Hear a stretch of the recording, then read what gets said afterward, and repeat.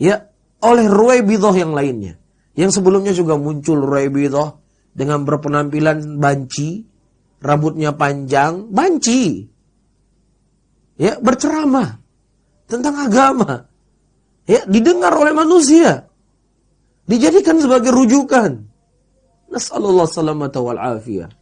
Jahil-jahilnya orang-orang jahiliyah mungkin tidak pernah para banci dijadikan sebagai apa? Sebagai ulama. Ya, ini dia berpakaian dengan pakaian perempuan. Masa begitu benar ucapan engkau wahai Nabi kami Muhammad sallallahu alaihi wasallam. Belum selesai masalah ini, muncul lagi masalah yang lainnya.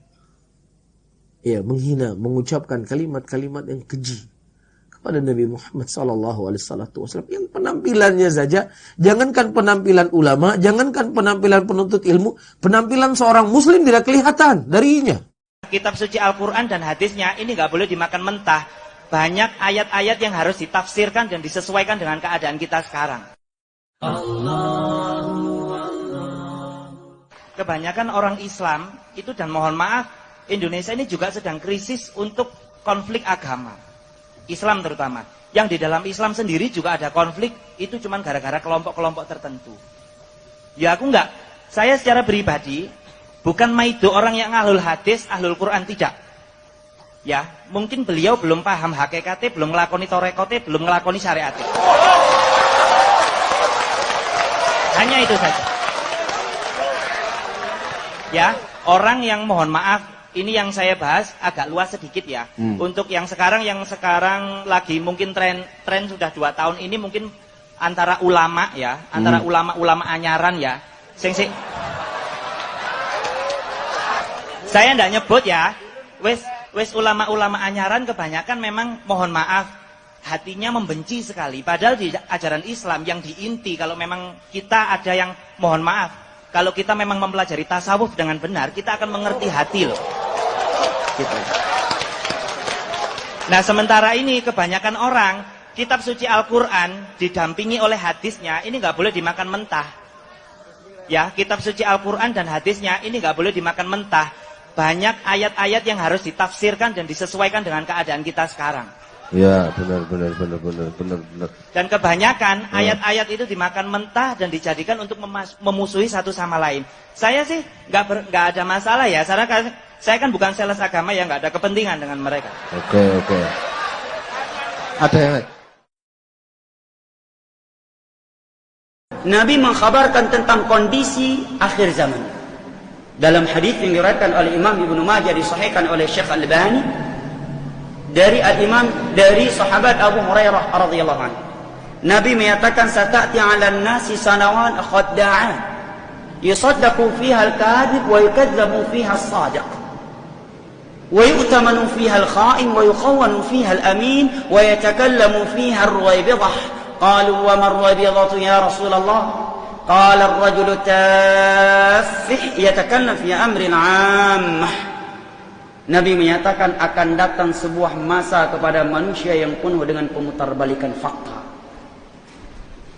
Apa maksudnya penuh dengan pemutarbalikan fakta? Nabi sebutkan langsung maknanya, agar kita tidak mentafsirnya sesuka kita, agar tidak dijadikan multitafsir. Langsung beliau menafsirkannya. Yusaddaqu fihal kadhib. Di masa itu orang yang dusta berada di atas kesesatan dikatakan jujur, dikatakan benar. Wa yukadzabu fiha as-sadiq. Sedangkan orang yang jujur, orang yang benar didustakan dan dikatakan sesat.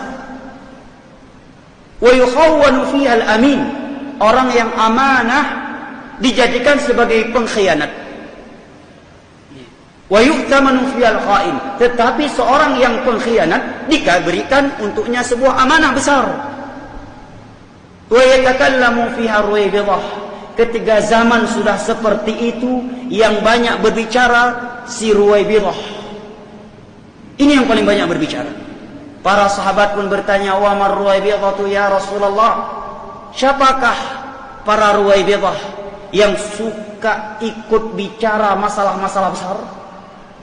Maka Nabi menjawab, ar-rajulu taffih yatakallam fi amril 'ammah. Seorang yang tafih itu kata para ulama dia adalah orang yang dungu, yang tidak tahu, tidak memiliki keahlian terhadap apa yang sedang dia bahas. Bicara agama, bahasa Arab nggak paham. Bicara agama, Al-Quran nggak hafal, hadis nggak hafal, ilmu tafsir nggak belajar, ilmu usul fiqh nggak belajar, nahu nggak belajar, sorof nggak belajar, sastra nggak belajar. Jadi dari mana sumber agama yang kita bicarakan kalau itu tidak pernah kita pelajari?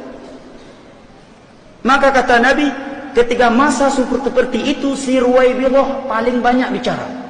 Para sahabat bertanya, siapakah Ruwaibidah ya Rasulullah? Beliau menjawab, orang yang dungu, gak punya pengetahuan terhadap apa yang dia bicarakan, tetapi berani berbicara tentang urusan-urusan besar. Dan ini terlihat ketika disampaikan kebenaran, prinsip beragama, bagaimana Nabi beragama, ini contoh-contoh, ini ucapan sahabat Nabi, ini ucapan tabi'in, ucapan tabi'ut tabi'in, 4 imam mazhab seperti ini mereka tidak melakukan, dikatakan jangan bicarakan khilafiyah, jaga persatuan.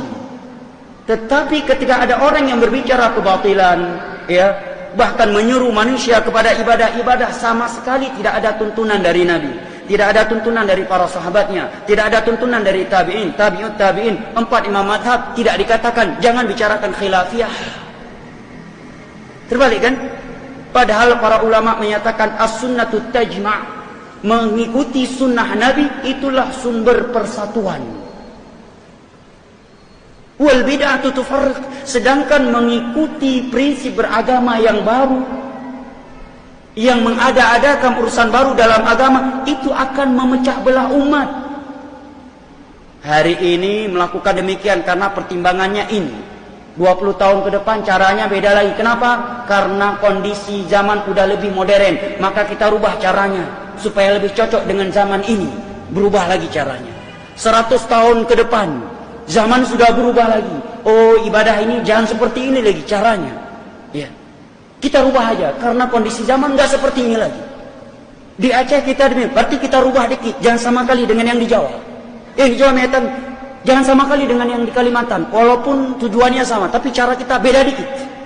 Yang di Kalimantan jangan sama kali dengan yang Sulawesi. Kita punya cara yang khas sendiri. Yang Irian Jaya demikian. Jadi Islam jadi apa? Per Islam satu warna. Nabi satu, Al-Quran satu. Kok bisa beda? Islam universal. Bukan tingkat daerah, bukan tingkat nasional. Bahkan Islam yang dibawa oleh Nabi, tingkatnya kalangan manusia dan kalangan jin. Harus sama. Satu jalur. Gak ada dua jalur. Satu jalur ke surga. Jalur Al-Quran, jalur hadis dengan pemahaman para salaf. Tidak ada jalur yang kedua. Tapi seperti Nabi katakan tadi, di akhir zaman sudah seperti itu. Dibawakan hadis-hadis Nabi yang menyebutkan bahayanya mengada-adakan perkara baru dalam urusan agama beliau. Disampaikan sebagai bentuk kasih sayang kepada umat. Jangan sampai mereka nanti tidak bisa masuk ke dalam telaga Nabi. Malah dikatakan jaga persatuan, jangan bicara khilafiyah. Ya, disampaikan ayat-ayat hadis-hadis Nabi yang menerangkan tentang akidah sifat Allah, yang para sahabat sepakat dengan akidah itu. Tabi'in sepakat, tabi'ut tabi'in sepakat, 4 imam mazhab sepakat, abad kelima sepakat, dan seterusnya. Malah dikatakan ini khilafiyah. Tapi yang menyampaikan akidah, menyatakan sifat Allah demikian dan demikian yang bertentangan dengan 7 ayat dalam Al-Quran, bertentangan dengan hadis-hadis Nabi, bertentangan dengan kesepakatan ulama salaf, tidak dikatakan dia berbicara khilafiyah. Ini namanya zaman sudah terbalik. Tepatnya bukan masa yang sudah terbalik, karena dari dulu langit masih di atas dan tanah masih di bawah. Tetapi mindset sebagian orang yang sudah terbalik, membicarakan kebenaran dikatakan berbicara khilafiyah, dan dikatakan sebagai sumber perpecahan. Tetapi berbicara sesuka penceramah, menyampaikan sesukanya, ya, menyesatkan sana, menyesatkan sini, berbicara, menyampaikan hadis-hadis palsu, tidak ada yang mengingkarinya. Inilah tanda akhir zaman. Dan apa yang beliau sabdakan memang benar adanya.